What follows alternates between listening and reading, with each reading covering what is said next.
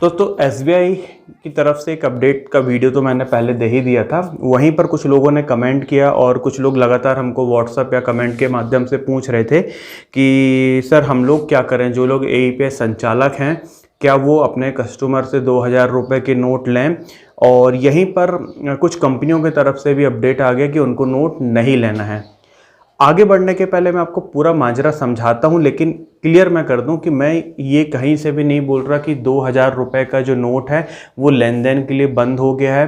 Government की तरफ से भी स्पष्ट किया गया है कि 30 सितंबर तक, जब तक इसकी अभी आखिरी डेट है, इस दौरान ये मार्केट में नॉर्मल चल सकता है सर्कुलेशन।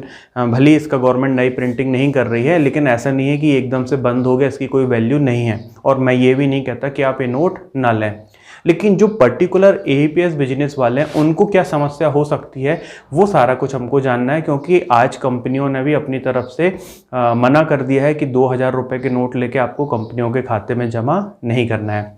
तो सबसे पहले तो मैं आपको बता दूं कि अभी एईपीएस संचालकों ने जो हमको कमेंट आए, कुछ ने व्हाट्सएप जिनके पास हमारा नंबर था उन्होंने पूछा कि सर क्या हम पैसा ले सकते हैं।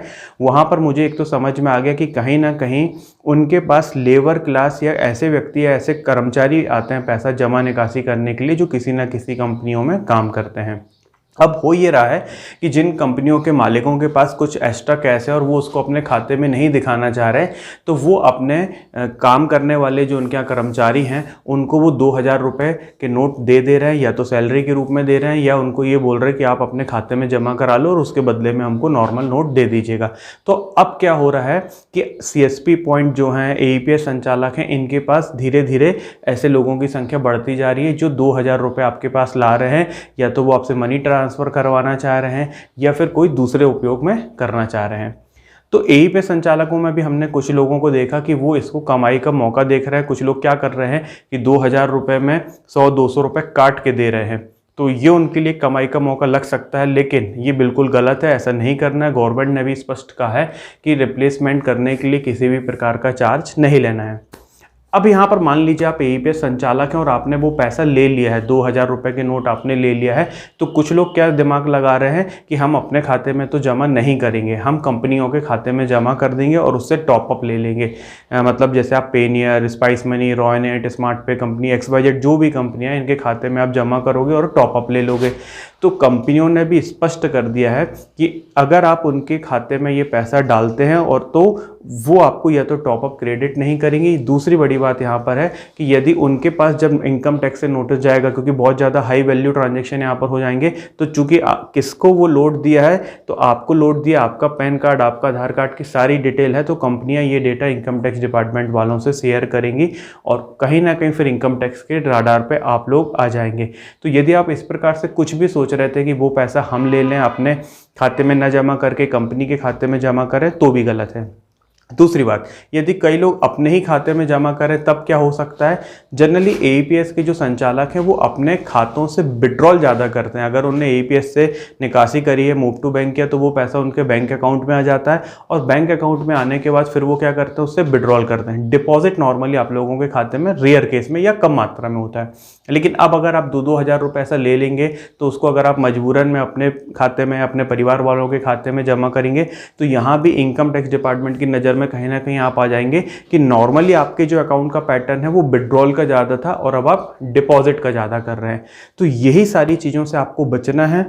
हो सकता है आपने अभी तक ना किया हो, क्योंकि अभी कल से स्टार्ट होना है। आज मैं वीडियो 22 तारीख को बना रहा हूँ और 23 तारीख से प्रोसेस स्टार्ट होना। मैं आपको पहले से ही आगाह कर रहा हूँ, क्योंकि नोटबंदी के दौरान मुझको 2 साल तक केस का सामना करना पड़ा और 10,000 रुपये की पेनल्टी भी लगी।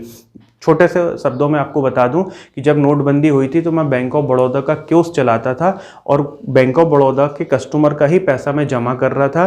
बैंक ऑफ बड़ौदा का ऑफिशियल लेटर भी मेरे पास था, कस्टमर की पूरी डिटेल थी, जो मात्र लगभग 12-13 लाख रुपए हमने जमा किया था। लेकिन चूंकि वहाँ पर बैंक ऑफ बड़ौदा में एक सेटलमेंट या जिसको ओडी अकाउंट बोलते हैं, तो जब हम कस्टमर से वो पैसा लेते तो हमको अपने ओडी अकाउंट में जमा करना पड़ता है।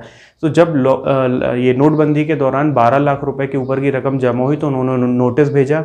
हमने जवाब में उनको बताया कि मैं बैंक ऑफ बड़ौदा का कियोस्क हूँ, कस्टमर का पूरा रजिस्टर दिया कि इन लोगों का हमने पैसा जमा किया हुआ है, बैंक ने सील साइन करके सब कुछ दिया।